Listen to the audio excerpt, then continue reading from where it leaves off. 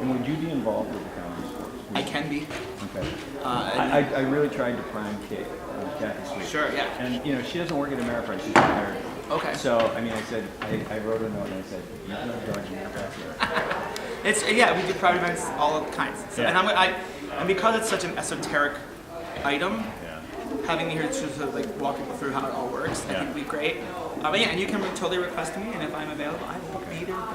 No, you know what? The two people from Ameriprise, you know Brenda Vaughn. Brenda Vaun is typically at a table, sits next to Kathy Sweet's table, and singing along to all the songs, really crazy. She still works at Ameriprise, and I was pushing it on her, thinking they could do it for Ameriprise for like a group meeting or something. Yeah. And she said, Ameriprise has a policy for meetings outside members. So they want to do it or something. They do the Ameriprise improv sounds horrifying. Okay, but I'm not sure they're doing improv. Right. But what they bring in for their meetings and stuff. And she said Nash